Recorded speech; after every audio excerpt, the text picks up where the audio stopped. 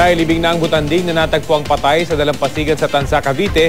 Susuriin naman ng Bureau of Fisheries and Aquatic Resources ang tissue samples mula sa butanding para malaman kung ano ang ikinamatay nito.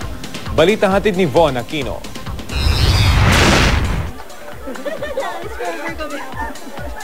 Malalim na ang gabi pero puno pa rin ang tao ang dalampasigan ng Barangay Amaya sa Tanza, Cavite. Ang pinagkakaguluhan, isang patay na butanding. Nabot ng 3 oras ang pagbuhat sa may 300 kilong patay na butanding para mailagay sa truck para dalhin sa paglilibingan. May haba ang butanding na 6.5 meters at lapad na 1.5 metro. Kaya tingin ng Bureau of Fish and Aquatic Resources o BFAR, nasa young hanggang middle age ito. Halos isang araw ring tiniis sa mga residenteng nakatirang malapit sa dagat ang masangsang na amoy nito. Amoy malansa, na mabahong hindi maintindihan ng amoy. Ganon, yung nakakasuka. Napag-alaman ng BFAR, may sugat ang butanding sa ibabaw ng palikpik. Kaya hinala ng lokal na pamahalaan. Baka ho sa dynamite fishing ho.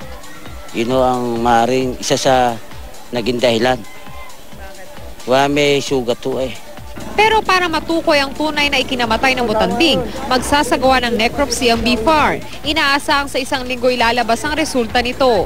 Maaaring napinsala siya ng mga lambat or what, na masugatan siya. Pero kukuhanan pa rin natin siya ng tissue sample para makita natin kung ano talaga yung sanay. Baka may sakit yung butanding kaya napadpad sa gilid. Dahil peligrong dala ng patay na butanding sa kalusugan ng mga residente, inilibing nila ito malayo sa bayan. Ito raw ang ikalawang pagkakataon na may nakitang butanding malapit sa baybayin ng Barangay Amaya, Tanza, Cavite. Kaya payo ng BFAR, kapag nakakitang muli ng butanding malapit sa dalampasigan, ipagbigay alam agad sa mga otoridad. Von Aquino, GMA News.